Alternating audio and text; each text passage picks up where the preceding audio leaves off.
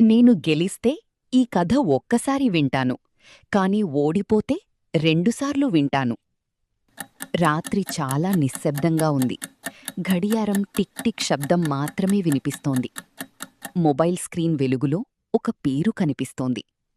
Results declared. Arjun చేతులు వణికాయి. హృదయం వేగంగా కొట్టుకుంది. ఒక్క క్షణం. అతని కలలు, ఆశలు, భయం అన్నీ ఒకేచోట చేరాయి. అతను ఫలితం చూశాడు. ఒక్కసారిగా అతని కళ్లలో వెలుగు ఆరిపోయింది. ఫెయిల్. ఆ ఒక్క పదం అతని మనస్సును ముక్కలు చేసింది. అతను నిశ్శబ్దంగా కూర్చున్నాడు. ఇంట్లో అందరూ నిద్రలో ఉన్నారు. కాని అతని లోపల మాత్రం ఒక తుఫాన్ నడుస్తోంది. ఎందుకు నా దగ్గరే ఇలా జరుగుతుంది? నేనంత బలహీనుడినా? అతని కళ్లలో కన్నీళ్లు నెమ్మదిగా జారాయి. అది ఓటమి వల్ల వచ్చిన బాధ కాదు. అది తనమీద తనకే వచ్చిన నిరాశ. అప్పుడు వెనకనించి ఓ మృదువైన స్వరం వినిపించింది. అర్జున్. అతను వెనక్కి తిరిగి చూశాడు. అతని తాత. తాత అతని పక్కన కూర్చుని నెమ్మదిగా అన్నాడు. నువ్వు ఇప్పుడు ఓడిపోయావు కదా, అందుకే ఈ కథ నీకు రెండుసార్లు వినిపించాలి. అర్జున్ ఆశ్చర్యంగా చూశాడు. తాత మొదలుపెట్టాడు. ఒకప్పుడు ఒక చిన్న రైతు ఉండేవాడు. అతని జీవితం మొత్తం ఒకే కల, తన పొలంలో బంగారు పంట పండించడం. మొదటి సంవత్సరం అతను ఎంతో ఆశతో విత్తనాలు వేశాడు. కాని వర్షం పడలేదు. పంట నాశనమయ్యింది. అతను చాలా ఏడ్చాడు. కాని ఆపలేదు. రెండో సంవత్సరం అతను చాలా ఏడ్చాడు. కాని ఆపలేదు.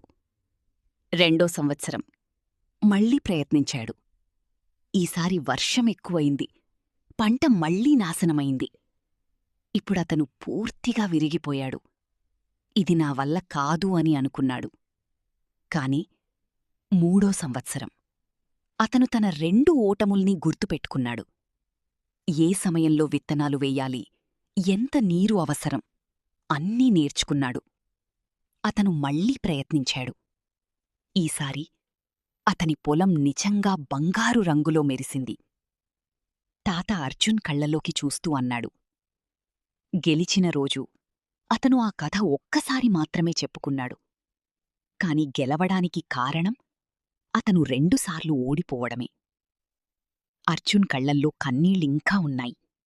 కాని ఈసారి ఆ కన్నీళ్లలో ఒక చిన్న వెలుగు కనిపించింది. తాత అతని భుజంపై చెయ్యి వేసి నెమ్మదిగా అన్నాడు.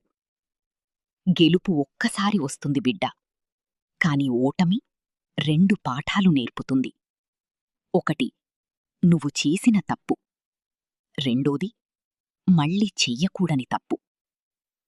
ఆ రాత్రి అర్జున్ తన కన్నీళ్లను తుడిచాడు. అతను ఓడిపోయినవాడిగా నిద్రపోలేదు. మళ్లీ లేచేవాడిగా నిద్రపోయాడు. కొన్ని నెలల తర్వాత మళ్లీ అదే స్క్రీన్, అదే గడియారం, అదే టెన్షన్. ఈసారి స్క్రీన్ మీద ఒక కొత్త పదం కనిపించింది. పాస్. అర్జున్ నిశ్శబ్దంగా నవ్వాడు. తాత దగ్గరకు వెళ్ళి అన్నాడు.